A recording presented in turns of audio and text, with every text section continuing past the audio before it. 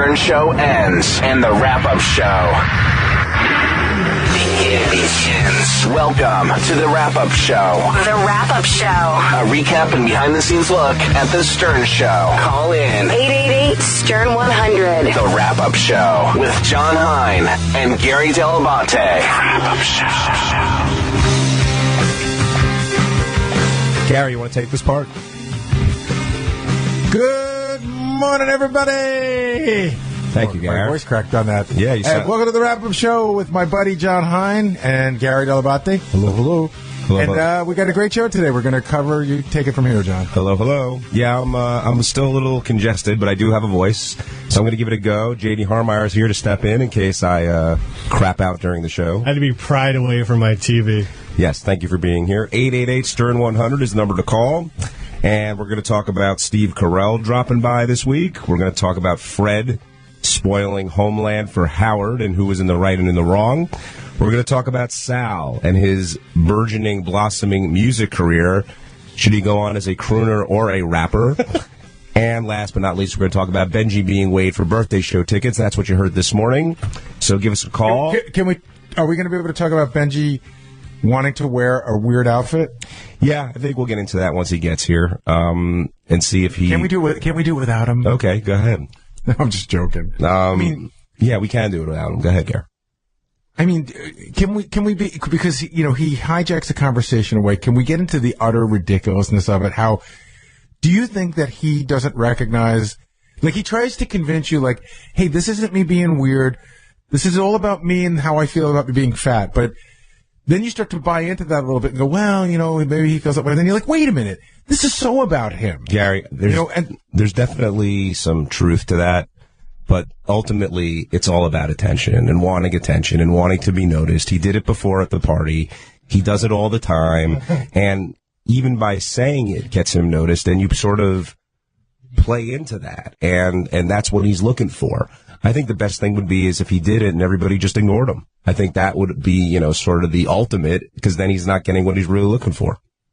Well, it's interesting because yesterday when I heard about, he posted this idea on a site that we all use to communicate with for work, and everybody sort of was like, or like half the people were there like, did you see this? And the other half of the people were like, I have a great idea. Let's just ignore this and pretend it didn't happen. But I thought it was funny enough to bring up on the air, and B, I wanted it addressed because if he showed up in that outfit, and that could have created trouble too. Do you know what I mean? But don't you think Benji's very persuasive at getting you to believe that it's not about what it's about? I think he tries to be, but ultimately, I'm not buying it. Like, I see through it. And Sal, you get accused sometimes. Actually, you used to get accused of, like, doing stuff just for attention. Yes, sure. I don't sound well. You sound like China. Thank you.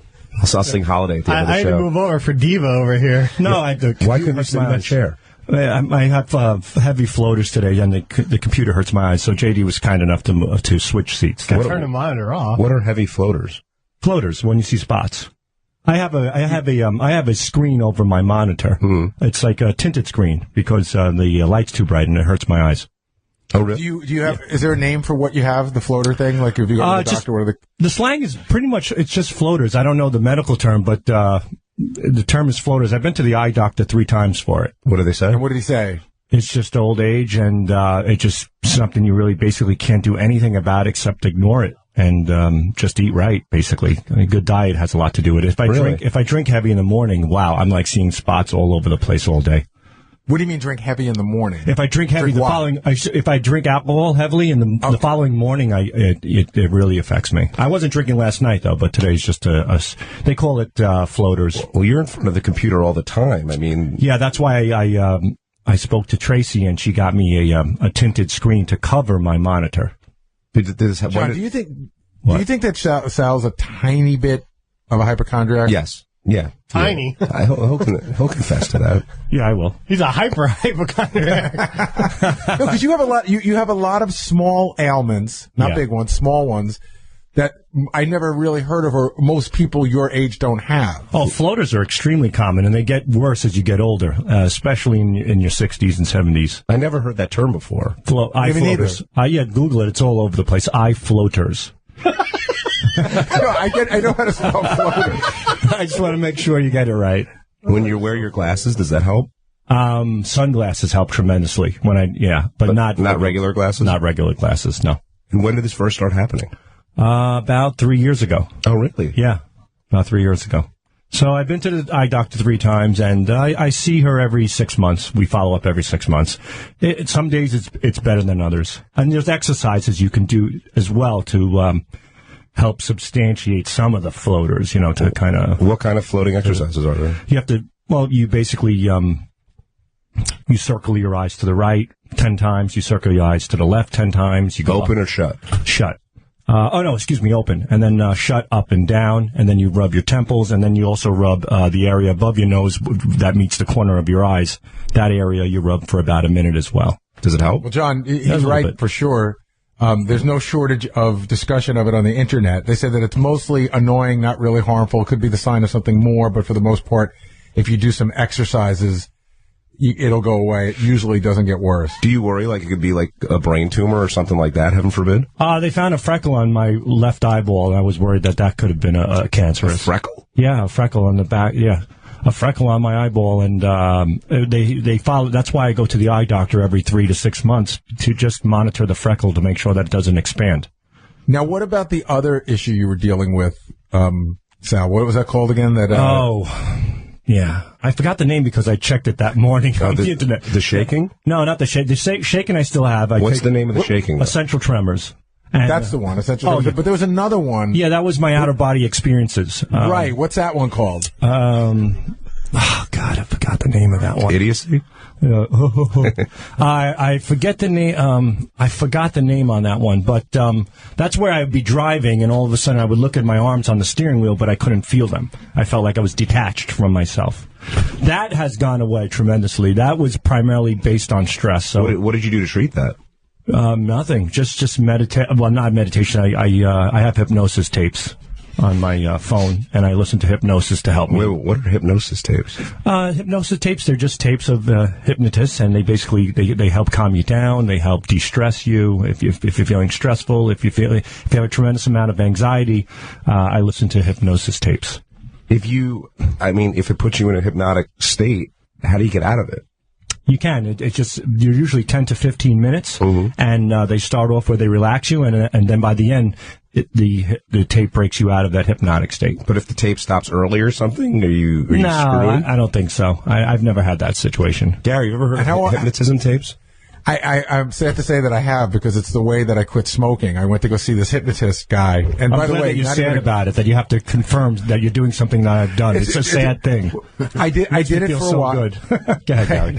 I did it for a while, and then and it's really interesting. I actually have the thing on my iPod, and once in a while, if I have trouble sleeping, like especially if I'm in a hotel on the road, if I have trouble sleeping, I'll plug it in and listen to it. It's good. It's probably about 15, 20 minutes long, and they all start out the same way. You're walking on the beach. Right. You could feel your feet in the sand. That whole thing. But I have to say, it worked. It relaxed me. I don't know if it what else it does, but it did help me to quit smoking. That's great. I mean, it helped you to quit smoking. It practically saved your life. Sal, was the disease depersonalization? Yeah. Derealization, depersonalization. That's exactly it. Thank you, JD. So that's been pretty good. That's subsided substantially because I have been going through this hypnosis, de-stressing. I also take propranolol for my essential tremors, and that's also an anti-anxiety medication as well, and that's really great. Have you cut down on how many medications are you taking a day?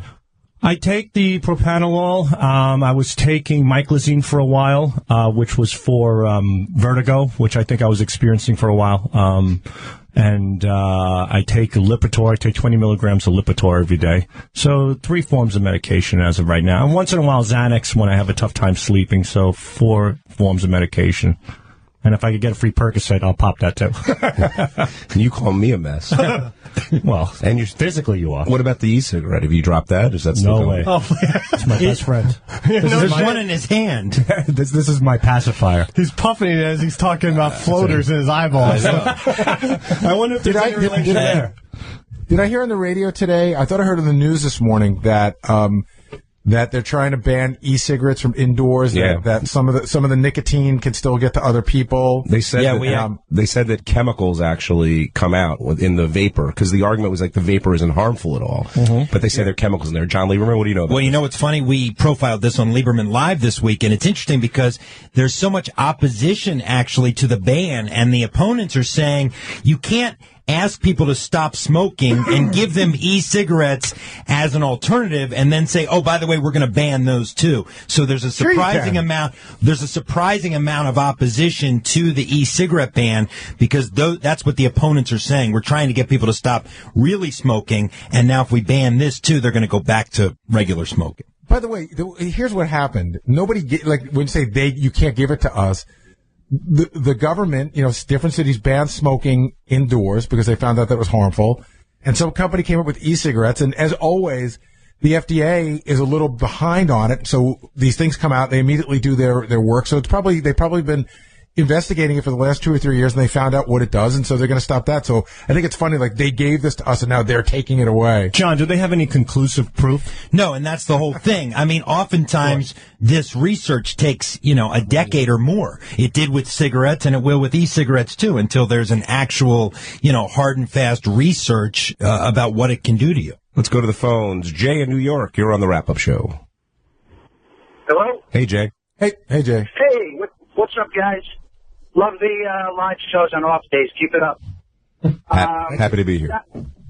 Sal, I have a friend who had this freckle Yes. on the eyeball, and it turned into something a lot more serious. They at night, after about 8 months, at night they couldn't even see, and during the day the eye was all blurry, like partially blind. Right. So you really got to keep up with that, otherwise you're going to run into a major problem. Well, thanks for telling me that. That's exactly what I've been doing. I've been monitoring the freckle every 3 to 6 months with my doctor. And I sympathize with you, Sal, because I have floaters in both eyes. I do, because I got hit in the eye with a hockey puck when I was 13 in one eye, and a rock when I was 5 in the other eye, and it detached my retina and it caused floaters. So yeah, it can be tough. There are some days where it looks like there's a spider web in front of your eye, wow. and it's horrible. These long black strands and dots. Yep. Do you ever wake up at night like he was saying and you can't see? No, I've never had that, thank God. That would be terrible. And I hope his friend's okay. That's horrible. But, they monitor this freckle, and, it's crazy. She zooms in on it, and they measure it. And so far, it's been good. For the past year, the freckle's been fine. Al, let's take a break. When we come back, we'll talk more about this. We've got Lieberman and Sal in here, so we're going to talk about their blossoming musical careers. Oh, yeah. I used to rap back in the day. And you sucked. Yeah, what else? You're listening to it. He'll work on it during the break. Listen to the Wrap-Up Show on Howard 100 and Howard 101.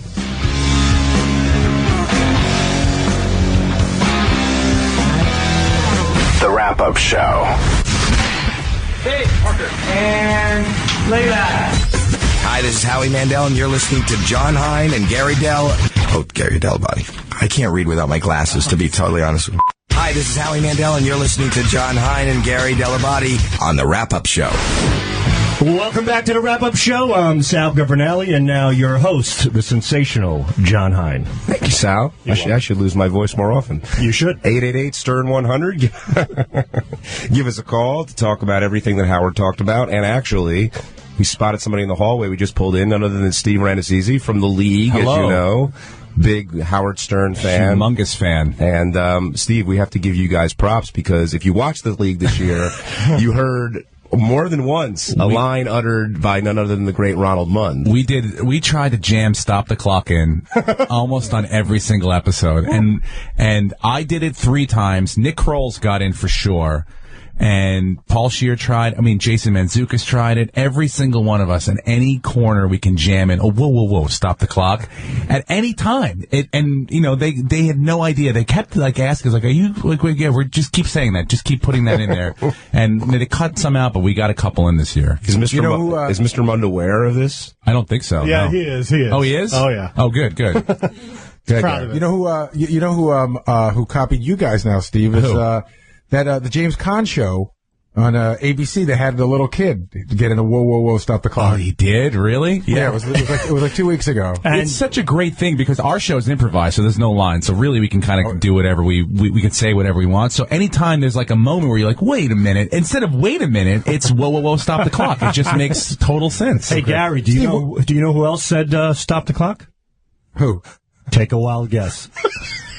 The Long Island Medium? Larry Caputo. Oh, boy. That's right. What do you mean? Where did he say it? He was in a conversation with you at a pizza place? No, it was on the show. It was the second season, and he was the first one to put whoa, whoa, whoa, stop the clock. Did the tattoo artist screw up 143 and said, whoa, whoa, whoa, stop the clock? Hey, I want to ask Steve. Steve, where are you from originally? I'm from Long Island, from Smithtown. Because whenever I see your name, I always think of you because my 10th grade biology teacher and my bowling coach was Steve Renazizi. He spells it exactly like you. I wonder if you're related to him. There's two Renazizi families on Long Island. We are not related, but yeah, we get crossed. Steve Renazizi? Wow. Yeah. That's my dad's name too, yeah. And my grandfather's name as well. But your dad wasn't a biology teacher. My dad was not. No, my dad was a bus driver, far from a biology teacher, yeah. Do you guys try to work in any other lines from the show, or just that one? It's tough. We try, whoa, stop the clock is so, it's just easy to get in there. What are the ones have I tried to? It's a Baba Booey would be almost impossible without having. What about Hello, Hello? Hello, Hello. Yeah, I guess we could do Hello, Hello. Yeah, I'm trying to think more now of ones we've tried of references. This year was just really, it was like just nailing the whoa, stop the clock. I mean, we just jammed it down our producer's throat. That like they could not cut away from it half the time. Now I'm going to put you on the spot, Steve, because I know you're a big fan. Yes. I'm sure you were listening this week. Yep. And you heard Mr. Governale, some of his singing and rapping. Can I tell you my experience with listening? I caught it. I was just turned it on live, and so Howard's in the middle of praising Sal, like just gushing. It was, and I was like, and in my mind, I'm like, really, I'm like, he's really going overboard on this. I'm like, it's not that bad, but it's really not as good as he's making it out to be. And then like when the joke was revealed, I was like, oh, okay, thank God. I'm like, honestly, because at some point I was going to question Howard's credibility as a judge. You weren't lining up for the Radio City tickets. No, I was like, Radio City? Is he out of his mind? I'm like, how does he I'm like, but then again, like, if Howard tomorrow, if he really said he could, wanted to book you, he could sell at Radio City. Absolutely. Just by going, hey, we're going to do a show at Radio City, that's that, and Sal's going to sing. And you would have 10,000 people line up for tickets. Steve, well, I'll give you the perfect example of that. The perfect example was, 20 years ago, Howard and I got into an argument. I could beat you at this, I could beat you at that. And I said, he goes, I could kick your ass at tennis. And I'm like, no, you can't. And 3 days later, we had sold out the Nassau Coliseum, and the only thing we had on the bill was that Howard and I were going to play tennis against each other, which is the most ridiculous thing in the world. Oh, my God. It's like when, what's her name, Billie Jean King played the man, right? Bobby Riggs. No, they could actually. No, the difference is they could actually play. Yeah. Howard and I were awful. We're like, it started out with, I'll, come to my house and I'll beat you. And then somebody said, hey, I'd pay to watch that. So then it's like, maybe we'll go to a tennis court like on Long Island and just do it. Then the Trump people call from Atlantic City. They had a 4,000 seater. And I'm telling you, 3 days later, based on nothing except that Howard and I would play tennis against each other, Nassau Coliseum sold out 20 minutes. Who won? Amazing. I did. You did? But listen, it was brutal to watch. It was not tennis. Sal, what were you saying before Steve leads? Steve leads contact. We spoke yesterday. He said he would love to get me a theater. He said we should do it immediately. But I said next year there's no time to plan and promote. It wasn't the worst thing I ever heard. I've heard way worse singing, but I mean, to be able to say you're going to actually perform and charge people money to have. Well, I didn't say that. Howard did. Yeah, well, but you believe it. Yeah, you believe it. Hey, he's America's judge. Who am I to, second guess him? So the week has gone by.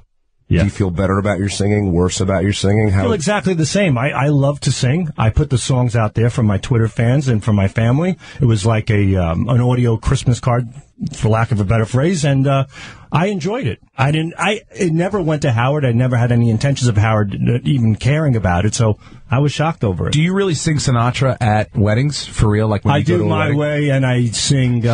Yes, Steve, he's that guy. Oh, my God, that's the most obnoxious thing I've ever heard. No, I sing... Actually, it isn't. But keep going. I sing the Wonder of You to my mother. Oh, okay. So, if that's obnoxious... What if she's not there? What if it's just a friend's wedding? She usually isn't. She usually leaves in the middle of the song. Is this any wedding you do this, or No, I don't do it. I haven't. I've done it about 2 or 3 times. Sal's not that bad of a singer. What was the song you did on that bit the other day? Oh, you say to me? Yeah, it was beautiful. Thank you. It was. Every song I don't think is beautiful. You have a decent voice. Some people are going to love it. There are people that are famous, internationally famous singers that you guys would say if they were Sal here, you would goof on them just as much. Well, here's what we say in the office when we get a lot of stuff like this where people are like, hey, I want to be in a band, or I think my kid is the greatest in the world. And what happens is we have the saying like it's good enough to be okay, but not bad enough to be funny. It's just in that middle ground where it just is. Right. And I never claimed to be a great singer. I put this out.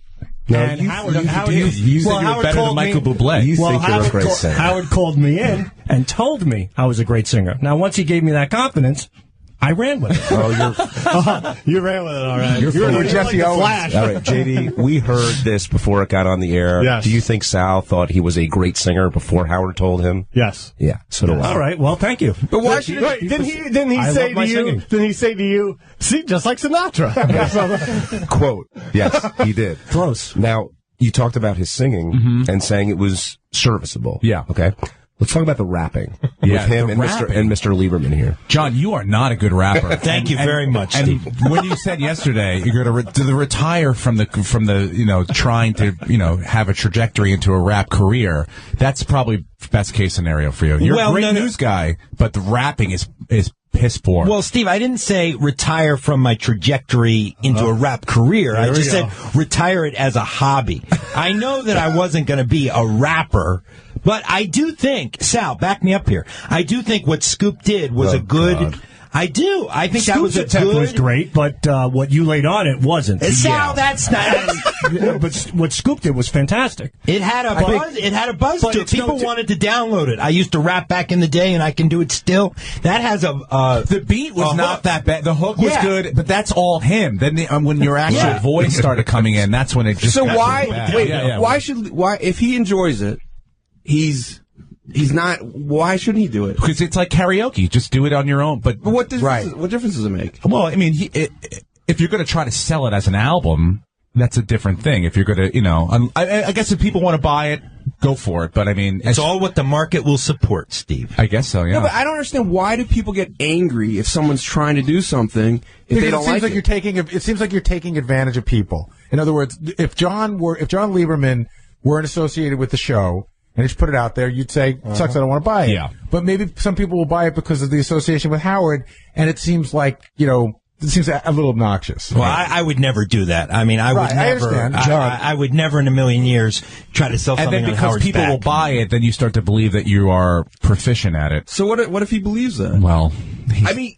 should only people do things that are the very best? no. You should try to do what you want to do, but then have self-realization when you can't accomplish those goals. And then quit. But if you that's like the point. I do have self-realization. I'm done. Yes. I'm yeah, done. yeah. I thought you were on hiatus. John, that was your word yesterday. Which you said was great and you agreed with. I said your word was more appropriate, perhaps, than retiring because I didn't have a career in it. Right. When you guys went into the studio, though, you were saying that Sal was the one who was kind of pushing this along because he was saying you were the one. It was a who concerted effort. What does that mean? We were in. What does it mean? Hold on. We did it together. We conspired this together. What? There you go. How did you conspire this? Me. How did you concern This it? wasn't conspired at all. Scoop. Concerted effort is right. Look it up. All right, so how did you concert the effort? We got Scoop emailed us. We got together and together we worked on this together. Did you guys write the lyrics? Right? No, we didn't write the lyrics. We changed some of the lyrics, but we did not write them. Okay. I just like the hook. That's it. Yeah, the hook was The hook's good. Scoop did a good job with that.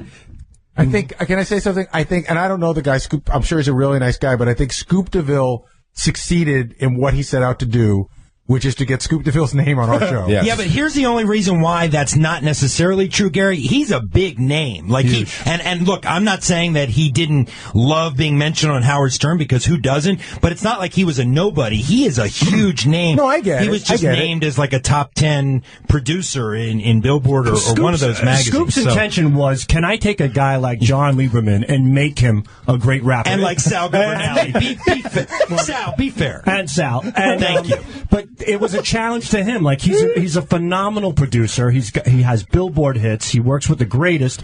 And he said, "Can I do?" This was like the ultimate producer challenge. And unfortunately, I guess it didn't pan out. You've been down this road before. Yes. With somebody else not as successful as Scoop. So what lessons did you learn from your costly error back in the day? I learned that I can't rap. It cost me. I think around $7,000, and I took out a loan back in the day to record all this garbage. But Sal does track this garbage that he's selling on iTunes right now. Sal tracks how much money the iTunes every week. Sal checks it, and the money goes up by like 16 cents a week. And he's like, looking, it's like $40, $42 now it's right at now. $40, $42.97 right now. But that's after I emptied the account 3 times. We haven't Sal, I have to pay my cell phone bill, you know.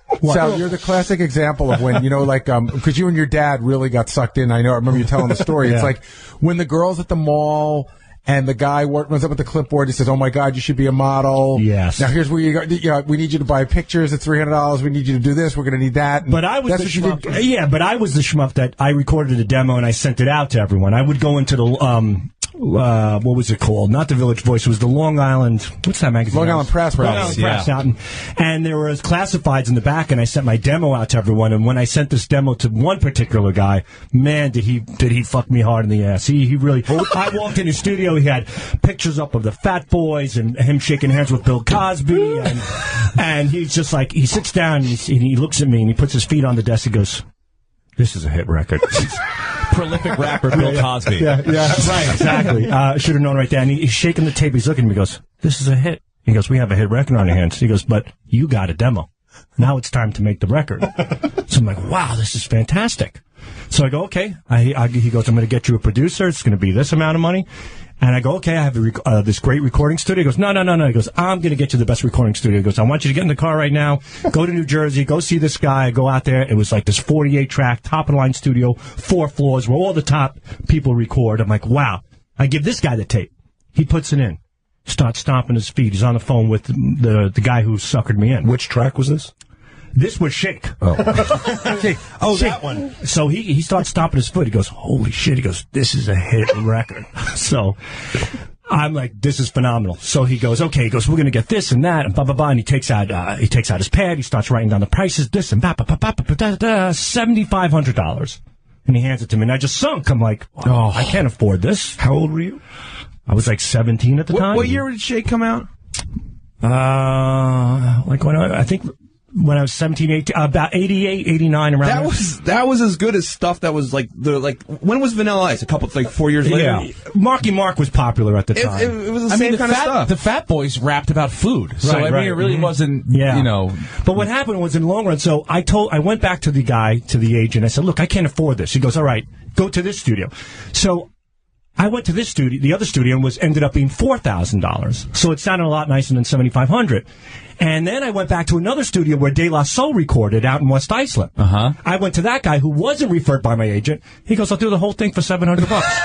And this guy had tremendous credentials. And I said, so I go back to my agent and go, "I got it for $700. We're in." And my agent's like, "What, are you crazy? You can't do it with this guy. You can't. I don't give a shit." He goes, "Do you want it to be a hit or not? If you want another demo, by all means, go do it. You're going to be broke for the rest of your life. You have to go to this guy." So I went to that guy. And I ended up spending a tremendous amount of money. Oh, terrible. And what I figured out in the long run, in retrospect, what happens is these agents, they're obviously in cahoots with the recording. In concert. With the recording studios. But the recording studios, even if they're successful, they're called graveyard shifts. And what they do is, they might record Aerosmith all day, but let's say from 1 a.m. to 6 a.m. in the morning. They got Sal Governale. Sal Governale. And what happens is this agent will go, "Well, look, I'll get you business. I'll tell these assholes that their stuff is great. Yep. You're going to go to them. You give me 20% of the cut, and everybody makes money on it." So, Sal, how did you find the agent? Through the Long Island Press. I would send out my cassettes. I recorded the cassette locally in Holbrook, and then I sent it out to everybody in the back, like, "We can make you a star, blah, blah, blah." So, And this one particular guy called me up, and he had me do this. And so he's the one who sent you to the recording studios. Right. So the agent and the recording studios are in cahoots. That's how it works. That sucks. Yeah, it's probably. I mean, it's probably technically illegal. Like, if anyone Yeah, I don't know, but it's definitely a lesson learned, and but something good came out of it. You know what? Well, when Howard talked about it on the show was funny. The story? Yeah, Okay. the story. So it's good, and playing the old songs, and now they're up on iTunes, and people love them. I love them. That's for sure. I know. I have 5 stars on iTunes. 5 stars and lots of reviews. Thank you. What does that mean, 5 stars? It means that when people listen, they rated it 5 stars. And how does that happen? Well, listen. Sal goes to the 5 stars and he clicks on it. Tony Giovanelli, 5 stars. Saul Governstein, 5 stars. Mimi, 5 stars. Mimi. All right, we got to Mimi take Chung, 5 stars. we got to take a break. When we 5 come stars back, for you, Mr. Sal. we'll talk more with Steve Renassisi from the league who's at Caroline's all weekend. Be sure to check him out there. And we got to talk more about the singing career. And Gary, I know Sal wants to know what the surprise is that Howard was talking about. We'll get into that and more on the wrap-up show, which you're listening to on Howard 100 and Howard 101.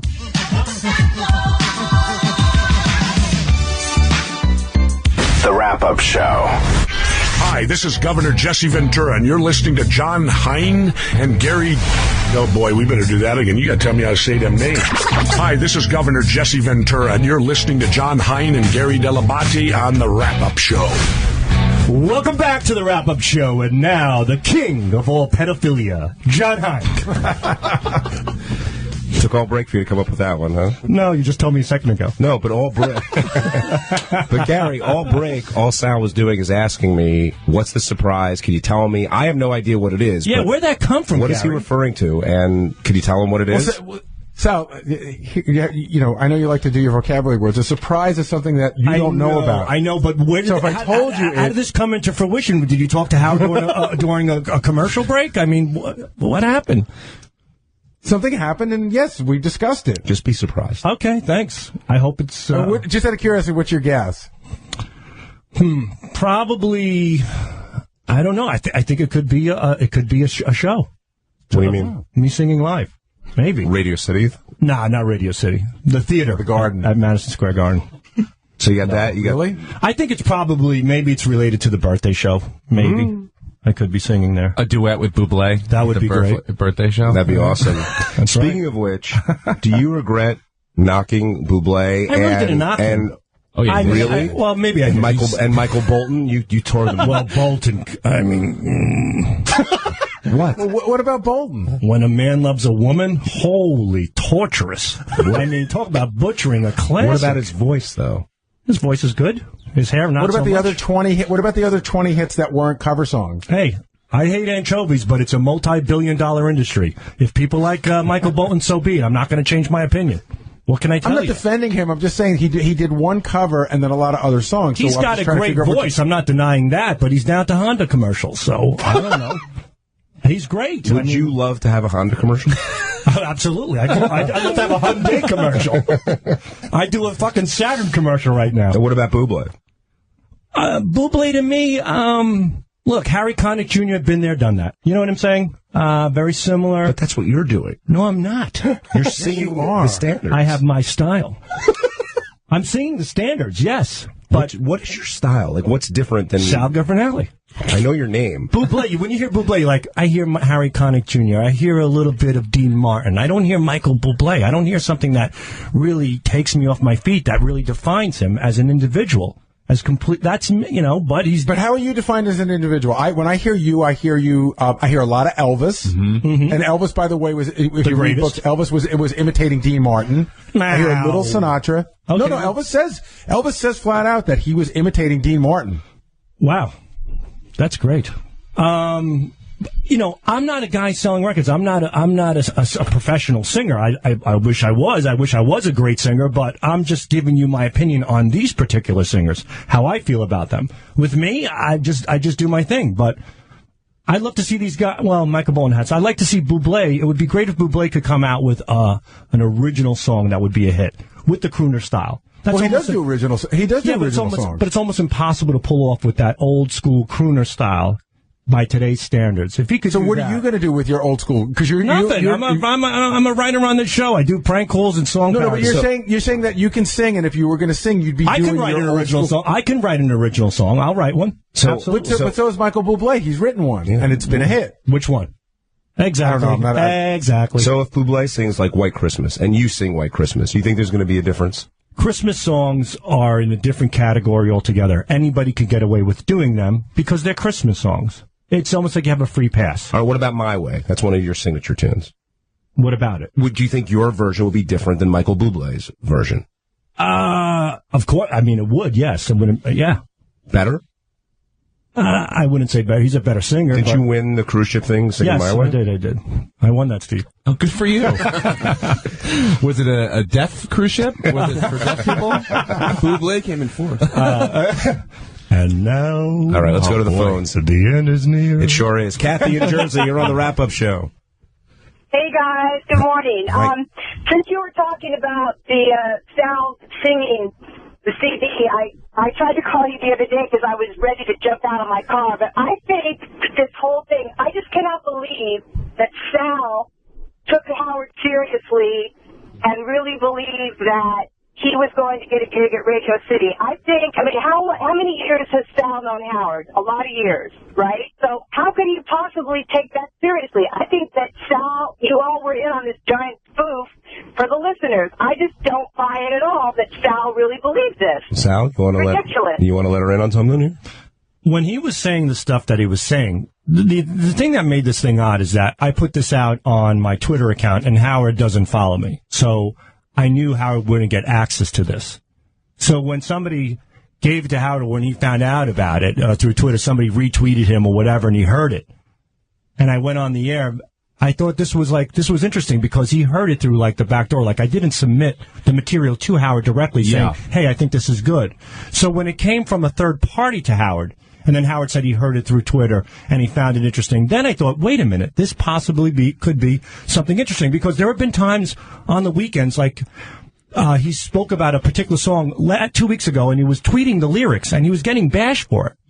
And he's like, this is a beautiful song. And he played the song on the air. I particularly wasn't crazy about it, but I'm like, okay, maybe this is one of those situations that he really was truly impressed with it. Can I give you my thought process of listening to it and what I thought you were thinking? And this is just me not knowing you as a person, but knowing you from the show, that you thought this is an opportunity to make some money. Like you could possibly go out and use this. I knew during the show you said, oh, you can keep the money. I don't want, but you knew that like that would lead to other shows and other things.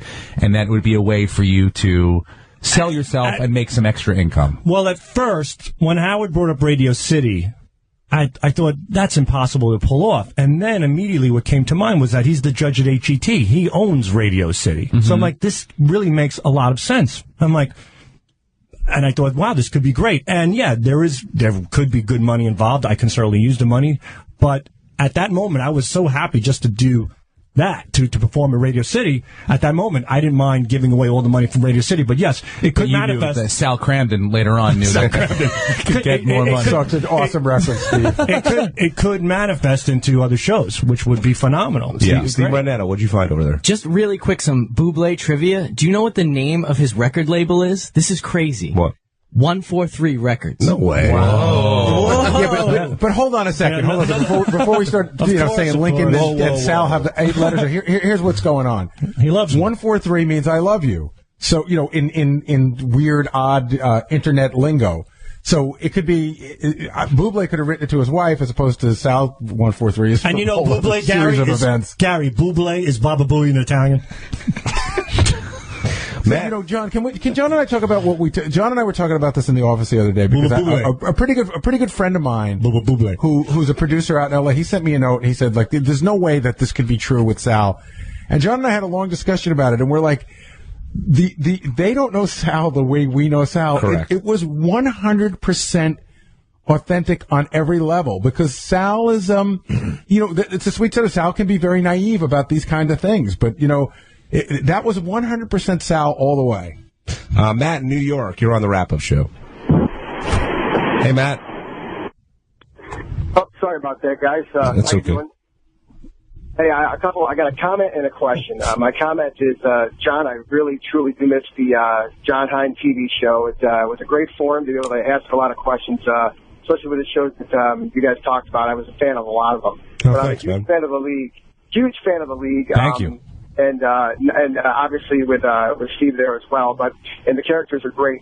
My question is, there was the episode. It was a weird dream sequence episode with like 1 year in the future with Rafi and Dirty Randy. They take a ride out to L.A. or wherever. And first of all, I hope not, you're doing a spoiler alert here. But at the end, there's a duel and Rafi kind of fights it.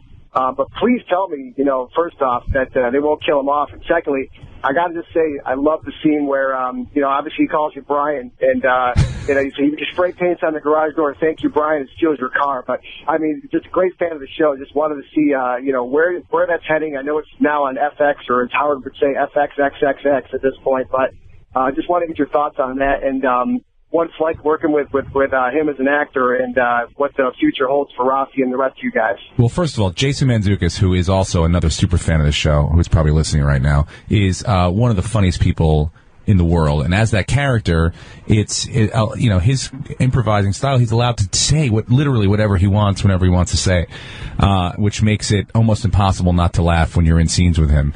But as far as Rafi is concerned, let's just say a lot can happen in a year. And, I don't know if Rafi is even capable of dying. Well, not only that, I mean, so there's a good chance that you might walk into your bathroom and still see him eating hot dogs. I mean, yeah, literally, who knows? I would not be surprised if that was the first thing that happened. And considering that I am the Sacco next year, I'm in last place, I expect Rafi to be doing a lot of awful things to me and my various orifices. I would expect nothing less. Thanks a lot, fellas. Have a great holiday. Thanks, buddy. Thanks, Matt. Yeah, Mantzoukas is so great. Unbelievable. On that show. I mean, you guys are all funny, but he is... Yeah. It's impossible to keep a straight face in a scene with him. How tough is it to do it? Like, you're improvising all the time. Yeah. Kroll's hysterical. You guys are all really funny. Yeah. I mean, do you manage not to lose it?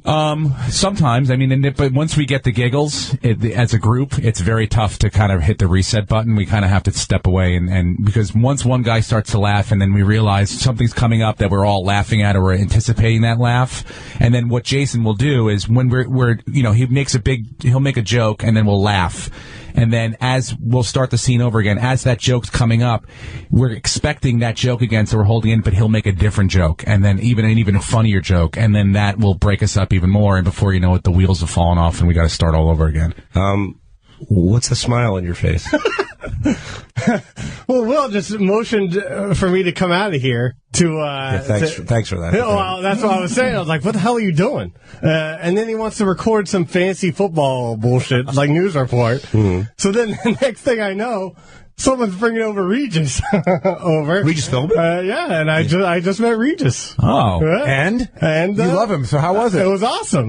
He was very aggressive to me. And, what do you mean aggressive? What? No, I mean, that's how Regis is. And, did he remember from when you passed? Well, he said I gave him the brush off, and, I said, no, absolutely not. I mentioned how I followed him on Twitter, and, Did you get a phone number? No, I did not get a phone number. Wait, so how did the conversation go?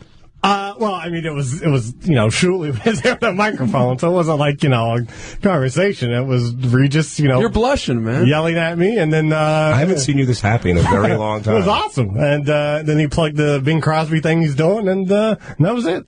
You take a picture? No, I didn't take Are you bringing him to the party tonight? No. Were you coherent when you were speaking to him, or did you get all choked up? I mean, as coherent as I am now, I guess. That answers that question. I have to say that, JD's usually very blasé about things that I think that he will enjoy, and I'm really happy to hear he's got a step in his voice. You really seem to enjoy that, huh, JD? Well, yes, Regis, come on, man. Gary, he's flying. I mean, he's great from year to year. I'm still sweating, for Christ's sake, but Will's about to make a fat joke. So. He's on cloud 9. Sorry. Is this better than winning the fantasy championship? Oh, well, let's not get too crazy. Really? Let's not get too crazy. But meeting Regis is definitely an honor. And but Regis must love it too, because usually it's great that he has it, but it's usually probably like 90-year-old women are all JD's reaction. Yes, he'd rather have a 33-year-old man. Well, you have some feminine qualities, I guess. You check this one off the bucket list. Oh, sure, yeah. Wow. Regis and wet Brazilian fat asses. JD's two favorite things. Sal, in all fairness, you used to go to the booth and watch horses get blowjobs. So don't be acting like you're so nice. Oh, by all means, I'm proud of him. I love it. It's great. You're proud I'm of saying that in a complimentary way. I still need a wet Brazilian ass. I'll get you one. John Lieberman, I'm sure Shuli's report's going to be on the Howard 100 News, but what else you got coming up? Shuli's report will definitely be there. So much more stuff today, John. Howard 100 News investigating Jason Kaplan's role on Wrap-Up yesterday. Apparently, Steve Brandano was set to fill in for you, John, because you didn't have a voice, and then apparently Jason barreled in and took over instead. We have a full investigation behind the scenes as to what really happened. Also, a look at Stern staffers in high school. Who were the nerds? Who were the cool kids? Lisa G has that. I was just handed a note, a breaking story from news director Michael Morales, that indeed Howard 100 has the audio of JD and Regis. As we just mentioned, you're going to want to listen for that all day. And Howard Stern goes one-on-one with me, and we talk about a variety of issues. That is all coming up today on Howard 100 News. Mike, is this an exclusive? I mean, I'm sure you're a Regis fan as well. Yeah, I mean, I worked with Regis for years, but Howard 100 News is always, where we need to be. We were there when JD got flustered with the man of media, Regis Philbin. He said he was pretty coherent. No, I mean, like I said, I was like this. I don't know first of all, I don't know what to say to Regis except I love him, and that's about it. Hey, would you like just one more time? Tell me why you love him, because I forgot. I just think he's hilarious. I love his. He's very aggressive and angry all the time, and I think that's funny. Would you like to spend this hang out with him? Is that more of the fantasy? I mean, there's really no fantasy. If it happens, it happens. But is that something would you would you like that to happen? I don't know, because I don't know. I wouldn't want to say, yeah, have it happen, and I don't know what to say to him. We're sitting there couple, we don't have anything to say to him. Will Murray, you pulled this whole caper off. Oh no, he doesn't need. I'm sure you were there for the interview. How would you describe making dreams come true? Yeah, seriously. The Make-A-Wish kid does it. Exactly. Pay it forward. How was he? He was, bumbling and mumbling and couldn't really speak well, and typical JD. Was Regis taken by him or scared? No, Regis was trying to do shtick, and JD just kind of sits there and, doesn't really say much. So no yes and from JD? Well, a little bit of that, but clearly Regis had to do the heavy lifting. And we're talking JD here, so super heavy lifting. It was just so funny because I brought him out. I'm just saying, hey, we got to do this fantasy football story, which is ridiculous, right? So as soon as he meets Regis, they go through. They say, hey, it's I was making really cool a joke, Will. No, you weren't. He immediately yes, goes, I was. Are we going to finish the fantasy football story now? I was making that joke, you dipshit. Asshole. I thought it was kind of funny. Do you think Regis will be seeking JD out in the future? Was there a friendship here? Not after the brush-up. Apparently, JD completely blew him off the last time. I did not. That's what he said? That's what. Yeah. Okay. That's what. All right. Okay. It didn't happen. Well, congratulations. Thank JD. you. I heard they're going to talk Notre Dame football. They didn't even go there. I don't know. It was 2 seconds. I don't know what the hell to say to him. I don't you know. had a whole agenda if you're going to meet. No, I have no agendas with meeting people. You haven't thought about, but it's Regis. I mean, I would think you'd give it some thought if you ever met him. No, I don't really think about things until they happen. What? You still sweating? Yes, I'm still sweating. Yes. That's pretty ugly. Yeah. Okay. Thank you, Will. You can leave now. All right. I think with that, we will wrap up this wrap-up show. Yeah, thank you. Steve Renazizi, people want to see you. Where should they go? At Steve Renazizi on Twitter, and then this weekend at Caroline's all weekend long. Nice. Yeah. Thanks so much for dropping by, Thank you guys for having me. This is a thrill. Good to see you. Sal Governale? I want to say it's a pleasure to be here with Steve. League is an awesome show. Thank you. Good luck at Caroline's. And if you have any gifts or toys laying around the house that have not been unwrapped, unopened, donate them. Toys for Tots. Help out some of these kids for Christmas. It blows not to have any toys. And follow me at Sal Governale on Twitter. Gary, what do you got? Follow me on Twitter at Robert A. Bowie. And Steve, really good to have you here. Thank you, Gary. Appreciate it. Steve, I hope you get to meet Regis. Thank you.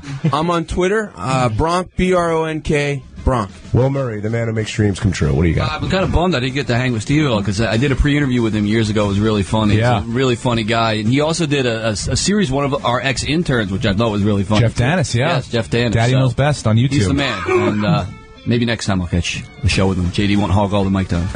JD? Follow Regis at Regis. That's it. You will.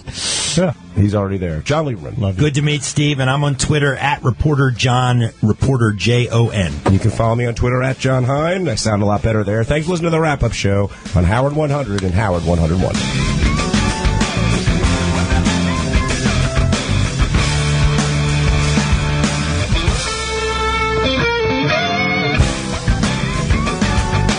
Howard on the best of 2013. No more bullshit. This is a Howard 100 News Brief. I'm Mike Hembrick. Too many to remember. That's what the king of all media said when we asked him to recap his best moments of the Stern Show in 2013. I need Gary to tell me what happened in 2013. He's the only one with a memory, as far as I know. Nothing comes to mind as the most spectacular moment. I'm trying to remember. Things that come to my mind, as you say, that Metallica playing in the studio, for me, was really spectacular. I couldn't believe that those guys were that close to me playing. I thought Lady Gaga, again, her performance was fantastic. A lot of the musical performances come to mind. There's a lot of good conversation that happened. Jerry Seinfeld coming in was a particular highlight for me. I like that. We sat down. We really talked about comedy and its process. Even like the little things with, just like the other day, Sal and his singing career, you and your rapping career, all that stuff. I love it all, like Ronnie and his eggnog and all that. Don't forget to tip your news team. Call the Howard 100 News tip line, 877-H100-TIP. Or email howard100news@SiriusXM.com. Only about the world of Howard Stern Show. Wrap-up show host John Hein had a touch of laryngitis yesterday, unable to host the show. Stern Show producer Jason Kaplan filled in. How did he perform? Was the backup host the guy who ended up hosting the show yesterday? No. It was supposed to be Gary, with Steve helping out a little bit. That's the host of the wrap-up show, John Hein. And as you can hear, John is slowly getting his voice back. But Wednesday, John had no voice at all. So he set up that producer Steve Brandano would host the wrap-up show with Gary Dell'Abate. That was until an F5 tornado by the name of Jason Kaplan touched down. When it started, the phone started ringing and Steve grabbed them and Gary wasn't there and I had no voice. So the next thing you knew, Jason was doing his best John Hein impression, and which was great because it made me realize that I'm pretty good at what I do. And thankfully, I got a lot of nice tweets and emails and stuff saying that people miss me, and I'm going to give it a go today, and hopefully I can get through the show and without completely losing my voice. And to Jason's credit, I would write down things to say and segues and stuff like that, and he would read them all, and he just did it in a much more definitive, opinionated way than I would. Things are getting interesting, my friends. Shuli Agar, Howard 100 News. Sound guru Fred Norris mentioned on the show that he was in no particular group or clique in high school. What about Ronnie the limo driver? Which group was he in? The bad group. I don't know. They call it the hitters. There was the collegiates and the hitters, and I was in the hitter crew. Stern Show writer Richard Christie said he was in a metal band. I got along with all the other high school people because I wasn't a jock, I wasn't a nerd, I was kind of in between. Another Howard 100 News brief at the top of the hour, or as close as we can get. Howard 100. Now, the Howard Stern Show ends, and the wrap-up show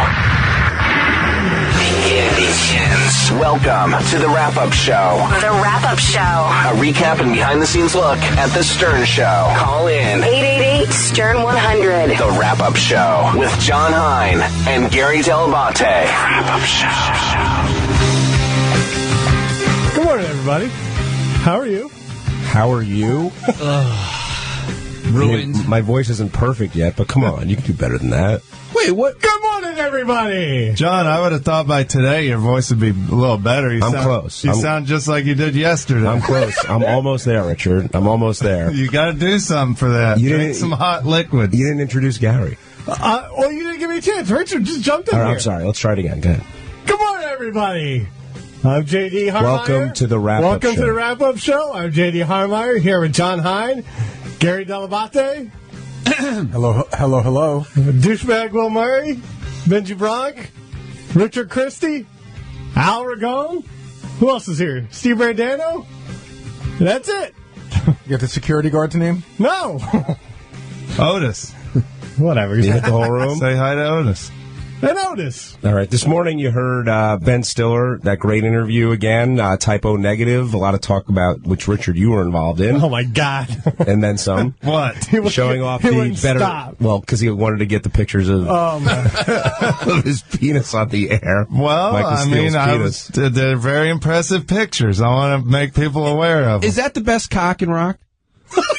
No, I've heard that Huey Lewis has the biggest one, and that's why I call him Hughie Lewis, because supposedly he's got a monster down there. But it was like when JD met Regis yesterday, and his smile on his face, when you were walking those pictures around, you turned bright red, and you were thrilled. He's always bright red. Well, because I have memories of looking at those pictures. 'Cause I remember, like, that issue came out, like, Typo Negative was huge in the early 90s, and, no pun intended, huge. But I remember when that issue came out, my friend's girlfriend had the issue, and she brought it over to band practice, and we all looked at it and we're like, man, that guy's big.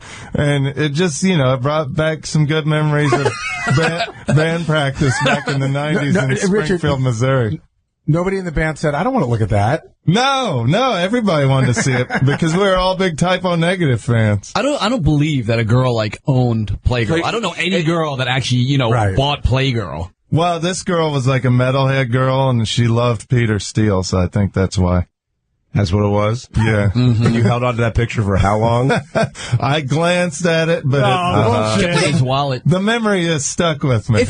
First of all, if you're in a bathroom and a guy, let's say it's a famous guy, you're curious to see his cock, right? No. You're really not? I am not. You have no curiosity about his cock? You've never been in this bathroom here and tried to peek at Cousin Brucey's wang. Everybody tries to do that. I know. I think I saw Ozzy's cock one time. And isn't that kind of a neat thing? It's like I did kind of peek over in the urinal because I'm not going to lie, a little curious. Do you? What the fuck is going on around here? I don't do it in a way that could be illegal. Like I'm not soliciting in the bathrooms. But I think if you see, first of all, anyone's cock, there's something interesting about it. It's a hidden thing. And you're like, oh, I wonder if it's big. I wonder if it's small.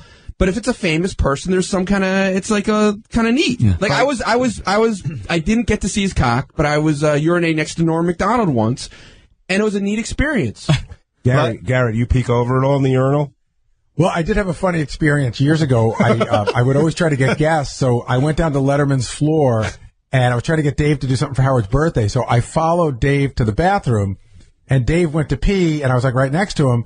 And I told Howard the story, and Howard, I really never saw anything, but Howard's like, you saw something, right? So I was sort of went along with it. I'm like, yeah. So Howard would always say that I saw David Letterman's penis, which I never did. But the funny thing was, the next time Howard went to the Letterman show, he wanted to do this bit where he would call me out on stage, and I went out and bought a bunch of pickles, and Howard was going to hold them up one at a time to see, did it look like this? Did it look like this? And I think the punchline was going to be, Howard was going to bite one in half, and he would hold it up, and I would go, yeah, that's the one. But I got to tell you, those Letterman guys are very protective. They clearly got wind that something was going on, and every time I tried to get over there to get Howard's attention, they sort of they knew something was going on. They wanted no part of it. So There's we never the got wang the bid on. Get Dave out of here. The wang looker's coming. But it was funny because I do remember when we finally had Dave on the show, Dave referenced it. He goes, whenever I see Gary, I always think of him following me to the bathroom going, you want to do Howard's birthday? You want to do Howard's birthday? You want to do Howard's birthday? Well, you can usually tell, Gary, did you see him shake? There's a way that older men shake their wangs where you can tell they have a bigger one. If they shake it like it's a rope, then you can usually tell. If you hear the thwonk, thwonk, thwonk. No, but I don't remember the shake. It was 1984. What? Shake techniques? What's your shake technique? Well, my dad, I've seen him shake it off, and he shakes it like it's a rope because it's pretty big. At mine, I use my underwear to just tap because mine ain't that big. I don't even really touch mine. Richard, you should just flick the end of your cock like you're trying to get rid of a fly with your little finger. We should get Sal. Maybe we shouldn't. No. JD, what about you? Are you peeking in urinals as well? No. He's actually curious what his penis looks like. What, yesterday you didn't follow Regis into the bathroom? Yeah, if you were in the bathroom, Regis, would you look? I have a public fear of bathrooms, or fear of public bathrooms, so I rarely go in them. You have a public fear, or you have a fear of public bathrooms? I'm like Howard. I don't like being in bathrooms with other people. So have you used them? I try not to. Do you go in a stall? Oh, I go in a stall, always. But why? What are you scared of? I don't know. I'm weird about it. I don't know. Are you scared, are scared and nervous. I don't want to get into a whole thing now. No. But what I'm saying is it the urination in front of other people, or if you're just in there, it's uncomfortable for you? Just having someone hear me pee is just weird. I don't know. But even if you're in the stall, people are going to hear you. Yeah, I know. How do you block that out? I don't. Sometimes I'm able to block it out better than others. If I'm really drunk, sometimes I can get something out. But do you not? I love it. Richard has to get drunk to fly on airplanes, and JD has to get drunk to pee. Everybody has their excuse. So do you get like stage fright unless you're alone? Yes, very stage fright. Yes. You should bring a secret pair of shoes so people don't know it's you when you put it down on the floor. Do you have So JD, do you have a technique JD, like to actual once you go? Do you think of like water dripping? No, I mean I've tried, and it's not easy. Sorry, Gary, go ahead. JD, when our bathroom at Sirius in our compound is one at a time, or one person at a time. But when you go in there, if you're trying to pee and then somebody starts to jiggle the door, is that a problem for you? It has been a problem sometimes, but for the most part, I've been able to fight through. Are you totally comfortable at home? Yes. If someone else is at your house, does it make it any more? No, I mean it's been a while since I've had but even when I had my roommate there and stuff, it was fine. We should bring in a psychologist. No, somebody I don't that want helps a psychologist. people with their fear of flying, instead, like to help JD get over his fear of public bathrooms. And it's funny things like when you're flying, you're peeing on yourself. So sometimes. Now speaking of, hey JD, how long has it been since somebody's been in your apartment? Anybody? Well, that kid. Shut up. Oh. Maybe a little over a year, maybe. What?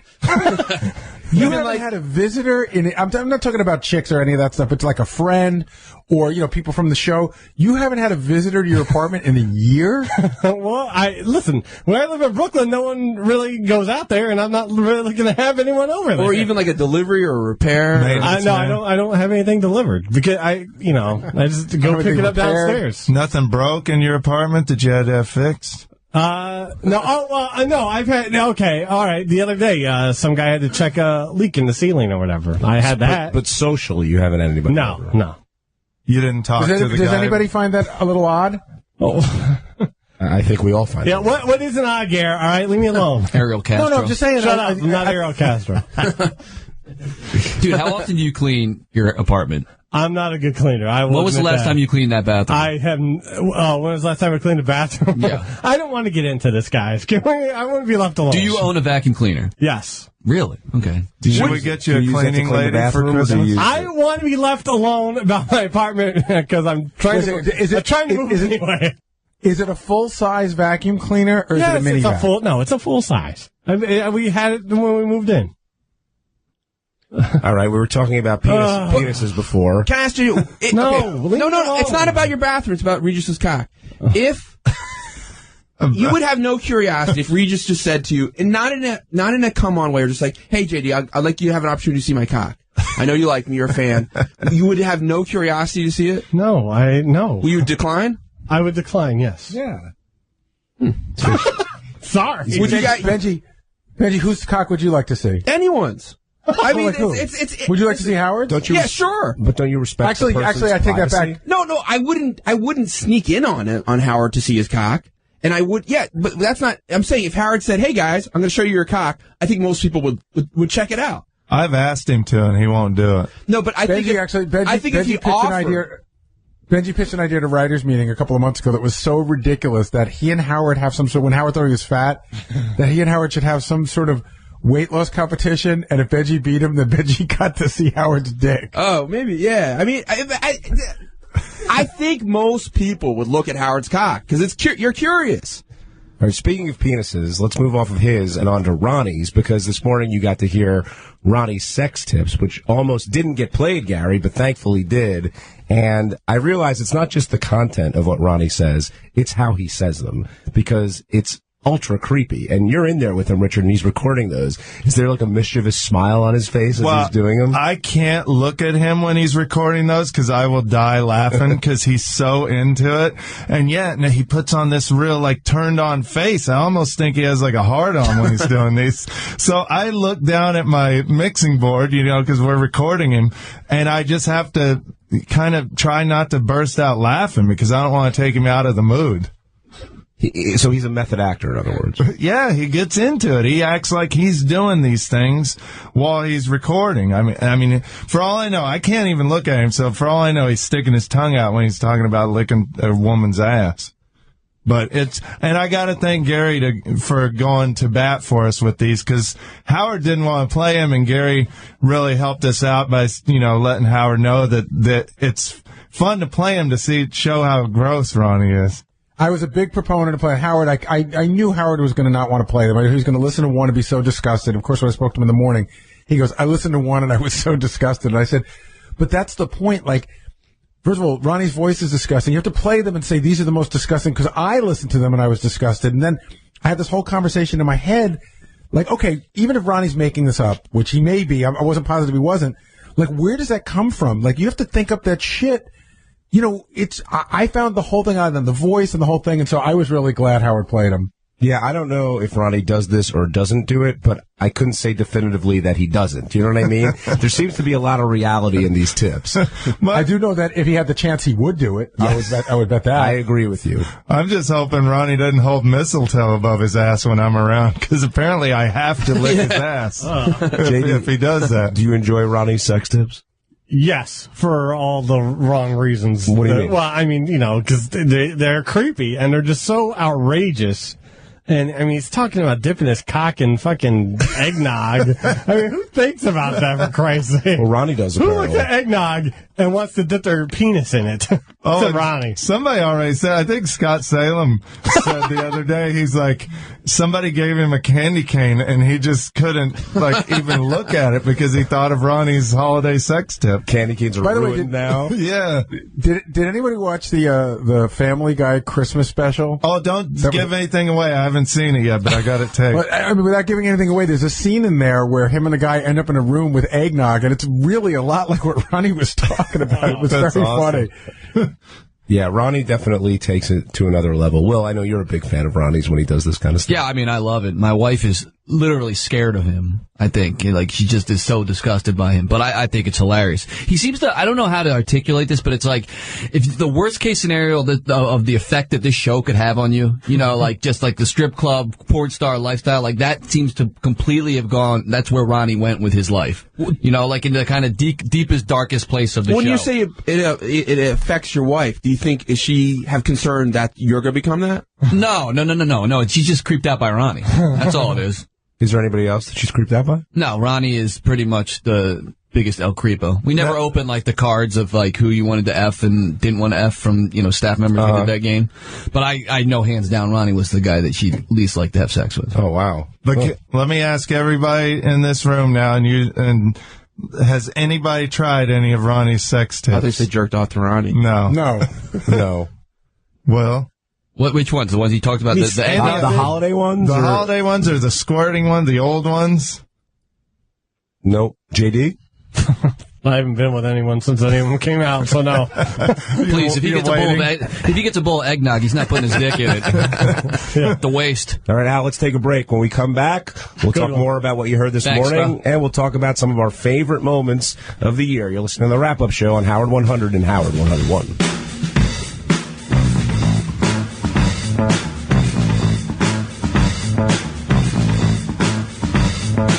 The Wrap-Up Show.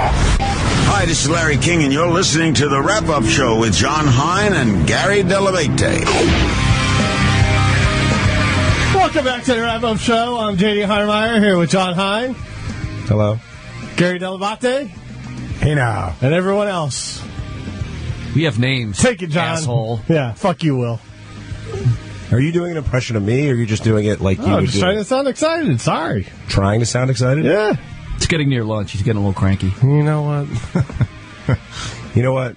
2013 is winding down. I thought we'd take this last segment to reflect upon this past year and our favorite moments There's so many to choose from, I think, but I'm going to start off with last year I thought the Sal Lieberman rap-off, nothing could ever rival that. But this past week with Sal and his singing, to me, it was just great. And I think he did a great job. And I love when Sal gets pranked because he's one of the best pranksters. And I love the fact that after everything that's happened, he still believes he's a crooner. And I hope that continues into next year. So that's one of the moments I liked. How about you, Richard? Well, definitely for me is Metallica. I mean, when they came in and I got to sit in, even though I had to take schmegma ricotta cheese from Sal's Wiener, it was so worth it. And it really, I could have never, ever dreamed that, at 8 a.m. in the morning, I'd be sitting on a couch watching Metallica with Howard and the gang, and it freaks me out to even think about it now. It was worth the ricotta? Oh, it was so worth it. I mean, I've been a fan of Metallica for 30 years, so it's crazy. Gary, what comes to mind with you? Oh, God, so many great guests this year, but I got to say the return of Jerry Seinfeld. It had been so long. I mean, it had been years since we had Jerry on. It's one of those guests you just thought you were never going to get back again, and not only did he come back, but he totally delivered, so I'm going to go with that one. Benji?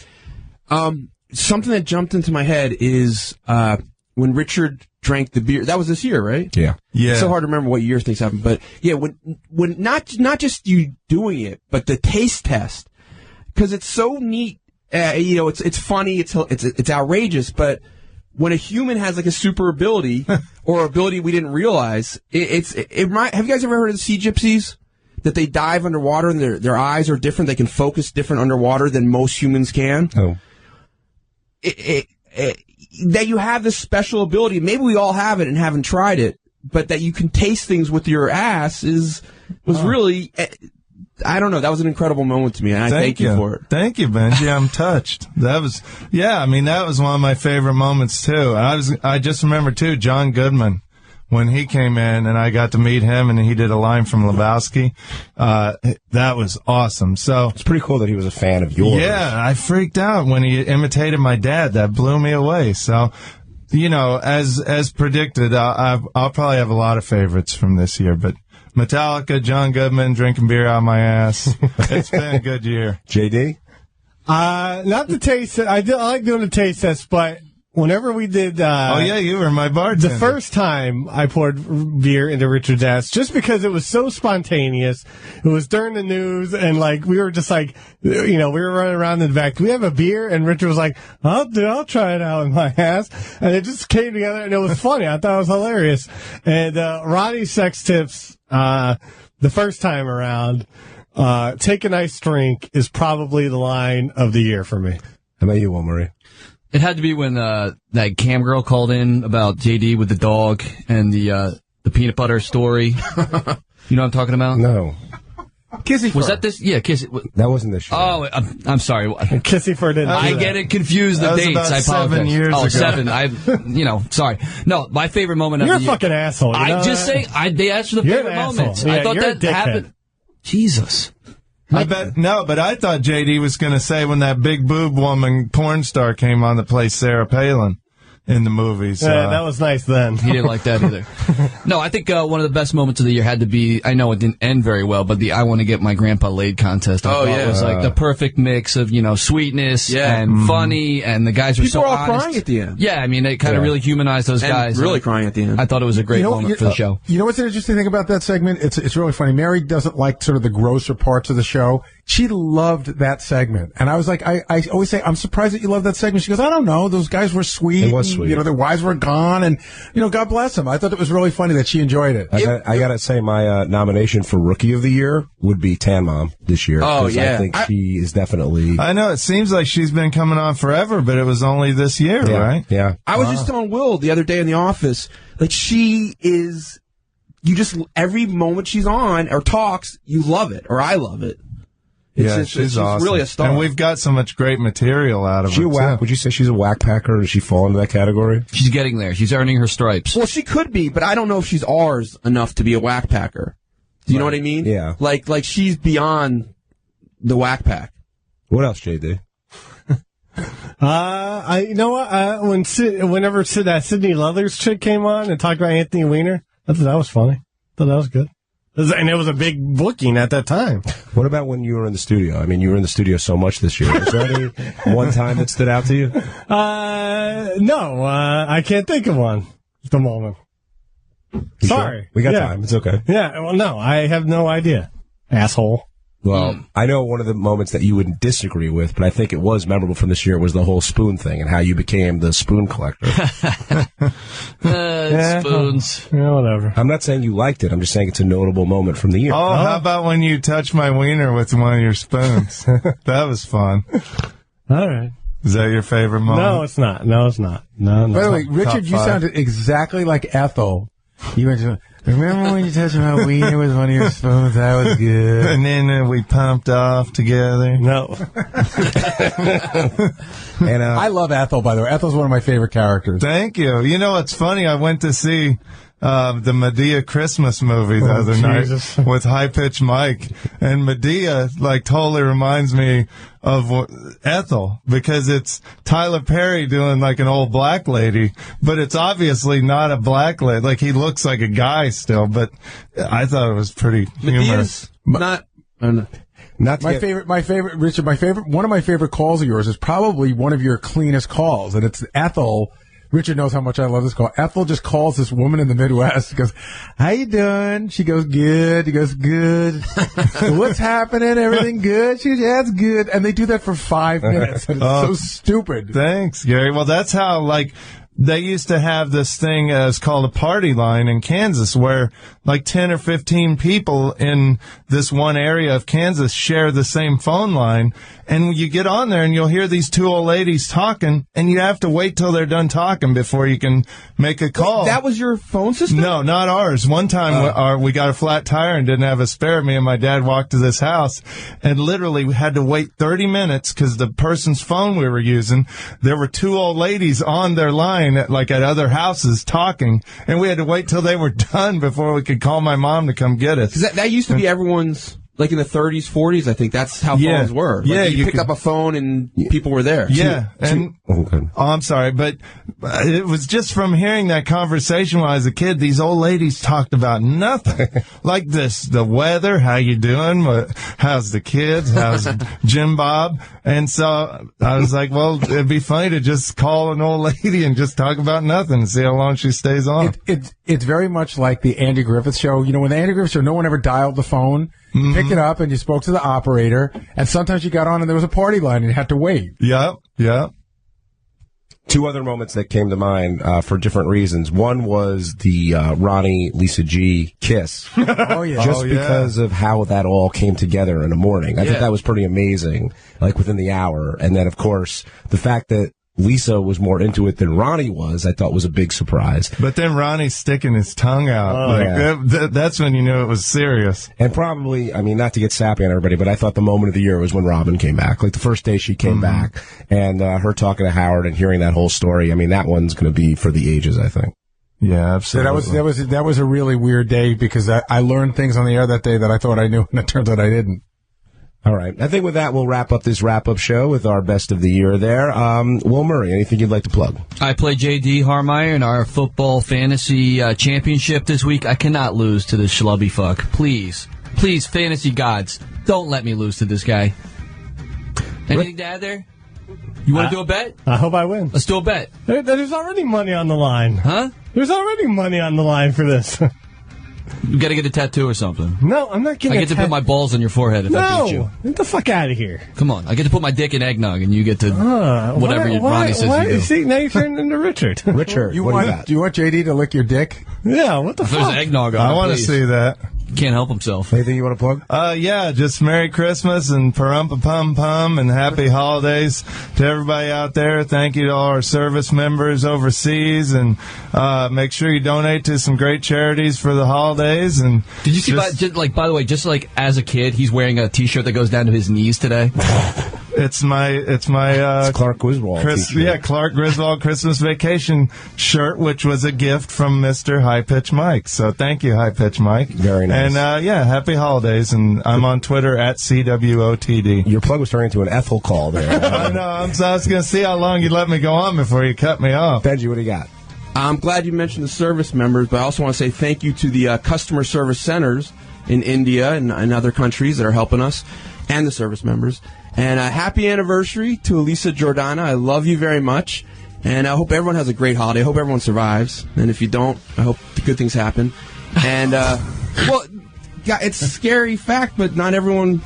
I hope everyone's back. I hope everyone comes back. Everyone come back. What good things would happen to someone who didn't survive? They go to heaven. Okay. Yeah. JD, what do you got? Well, I wanted to my Twitter. Go ahead. If it's their last day, or many days left, go to Twitter, Bronk, B-R-O-N-K, Bronk. JD? JD Harm on Twitter. Go me against Will on the fantasy football. I need those 49ers to really pull it out because I have half the offense on my team. And go Bengals. Sit them in the second half. You're welcome, JD. Can I say, God Gary, forbid, take back... Yes, I really do want to take this opportunity to just thank the fans and wish everybody who has the opportunity that might be getting the note that they're going to win birthday show tickets. But all our fans, the whole birthday show ticket thing has made me crazy, but it also makes me appreciate that the fans out there love our show so much and they're so passionate about it that it means so much to them. So I wish everybody good luck, and I thank everybody who's been supporting us for years and years. Okay, I want to thank everybody for listening to Wrap Up, for all you guys for making it, fun to do, of course, and wish everybody happy holidays, a very happy new year. Enjoy the last couple weeks. Like Benji, I hope you survive, and we'll see you in January on the Wrap Up Show, which you're listening to on Howard 100 and Howard 101. The Wrap-Up Show. Hijacked. No more bullshit. This is a Howard 100 News Brief. I'm Mike Hambrick. Stern Show producer Steve Brandano steamrolled. His hope of fill-in host on the Wrap-Up Show dashed. It's Howard 100 News behind the scenes. This was discussed ahead of time that you would be stepping in. Between John and I, yes. That's producer Steve Brandano. And he was all set to host the Wrap-Up Show for regular host John Hein, who lost his voice. So the story goes that Steve was on mic, ready to roll, and then producer Jason Kaplan walked in and took over. So I asked Steve, why didn't you say anything to Jason? As anybody who's tried to have a conversation when Jason is wound up, I was better off on the phone. So I wasn't going to, Jason said, and to his credit, he said it on the air as well. He saw an opening and he took it. And, I wasn't going to step in. When Jason gets ramped up, it would be foolish to step in the way. How did you think Jason did as a host?